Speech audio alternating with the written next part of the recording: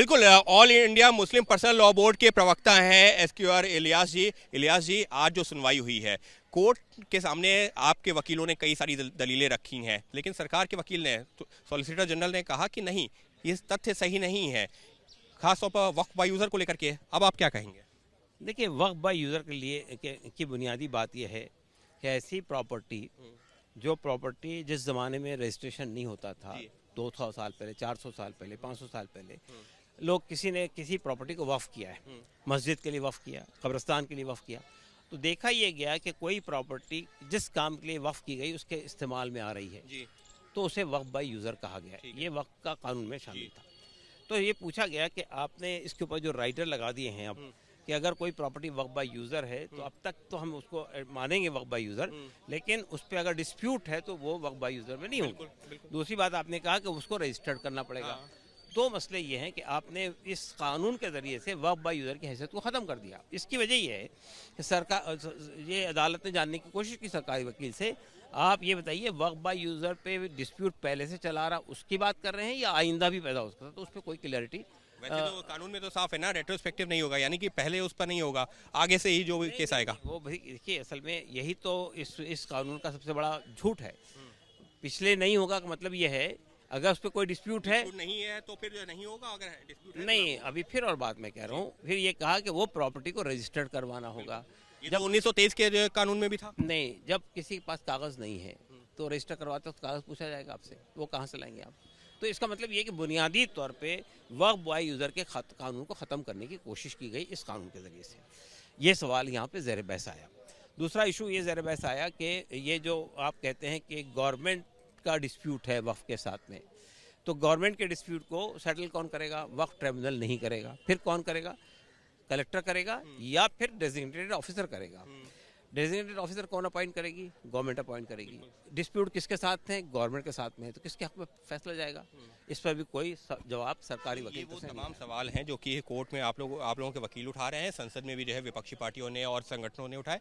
लेकिन पॉइंट इस कि आज जब सुप्रीम कोर्ट में सुनवाई हुई है तो आप लोगों को क्या लग रहा है? क्योंकि कोर्ट तो ने जो कई सारे सवाल आप लोगों के वकीलों से भी पूछा है, कपिल सिब्बल से भी पूछा, अभिषेक मनु सिंघवी से भी पूछा कि आप लोग जो है जो बातें कर रहे हैं इसको धर्म से क्यों जोड़ा जा रहा है? ये तो जो है एक तरह से प्रॉपर्टी से जुड़े हुए मामले हैं ना। नहीं, यही फ़र्क है। आप देखिए, वक्फ का कानून जो है वो धर्म से जुड़ा हुआ कानून है। वक्फ जो होता है वो वक्फ इल्लाह होता है, अल्लाह के लिए वक्फ किया जाता है। वो प्रॉपर्टी को आप बेच नहीं सकते, उसको आप ट्रांसफ़र नहीं कर सकते, उसको आप जो है किसी को गिफ्ट नहीं कर सकते, वो हमेशा रहती है प्रॉपर्टी। और जिस आदमी ने वक्फ किया उसको उसका पुण्य मिलता रहता है जब तक कि वो इस्तेमाल होती है। तो इसलिए ये पूरा कंसेप्ट ही रिलीजियस कंसेप्ट है, नंबर एक। इसलिए इसको ये कहना कि इससे धर्म से क्यों जोड़ा, धर्म से ऑलरेडी जुड़ा हुआ है ये। और वक्फ बोर्ड को लेकर के आप लोगों के जो सवाल थे, तो उस पर जो सरकार ने भी ये कहा ना कि वक्फ बोर्ड एक एडमिनिस्ट्रेटिव बॉडी है। तो एक एडमिनिस्ट्रेटिव बॉडी में अगर जो है 22 लोग, वक्फ काउंसिल की बात की जाए, 22 लोगों में अगर 2 गैर मुस्लिम सदस्य हैं भी तो आपत्ति क्या है? वो तो और ट्रांसपेरेंसी के लिए है।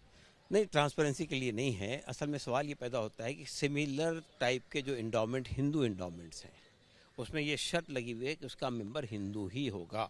अगर सरकारी कोई अधिकारी उसका जिम्मेदार बनाया जाता तो उसका हिंदू होना ज़रूरी है।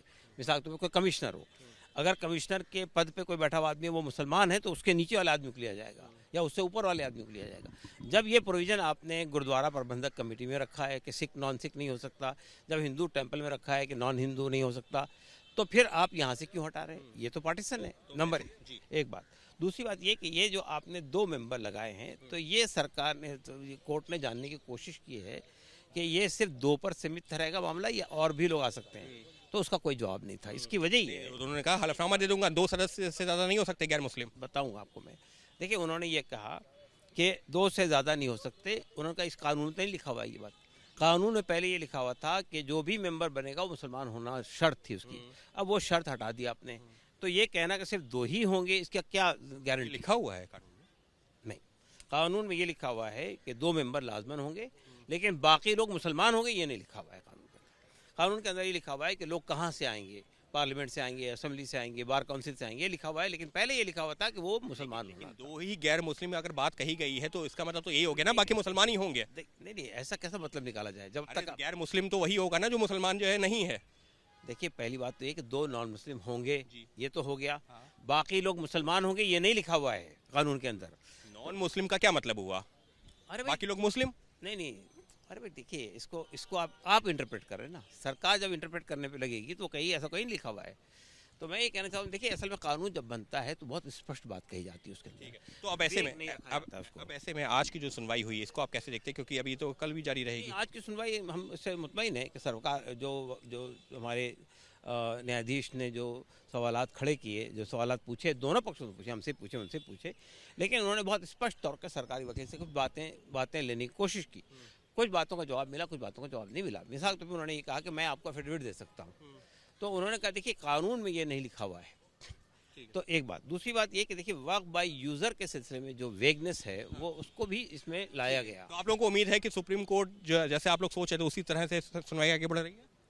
नहीं, सुप्रीम कोर्ट में ज़ाहिर बहस होगी, सब मुद्दे आएंगे, लेकिन बहरहाल हमारा मानना ये है कि सुप्रीम कोर्ट के सामने बहुत क्लियर बात है कि वक्फ के कानून को के साथ जो खिलवाड़ किया गया है उससे वक्फ प्रॉपर्टी के खतरा जाने का खतरा हो गया है इसमें, और तो इसलिए हम समझते हैं कि वक्फ के कानून पे स्टे लगना चाहिए। देखिए, स्टे की मांग की जा रही थी सुप्रीम कोर्ट में। सुनवाई के दौरान जो करीबन 2 घंटे की सुनवाई चली है बुधवार को के दिन, तो उस दिन भी जो है कोशिश ज़रूर की गई थी याचिकाकर्ताओं की तरफ से, लेकिन कोर्ट ने उसको तो नहीं माना है। लेकिन सुनवाई अभी भी जारी है और याचिकाकर्ताओं की इस कानून को लेकर के जो अपनी आशंकाएं हैं वो अपनी जगह हैं, लेकिन सरकार का यही कहना है कि जो आशंकाएं हैं ये बेबुनियाद हैं, क्योंकि कानून पूरी तरह से स्पष्ट है कि सिर्फ उन्हीं जो है प्रॉपर्टीज़ को लेकर के जो है विवाद होगा, या वक्फ बाय यूजर जो सबसे बड़ा मुद्दा ये लोग जो है याचिकाकर्ताओं ने बनाया है, तो वो जो है उन्हीं प्रॉपर्टीज को लेकर के रहेगा जो डिस्प्यूटेड है, यानी कि जो विवादों में है, बाकी प्रॉपर्टीज को लेकर के नहीं। लेकिन तमाम याचिकाकर्ताओं के अभी भी जो कानून आया है उसके अलग अलग प्रावधानों पर आशंकाएं हैं, और उम्मीद कर रहे हैं कि सुप्रीम कोर्ट से वो जो है आशंकाएं हैं वो दूर होंगी और ये जो कानून बनाया गया है उस पर लग जाएगी रोक।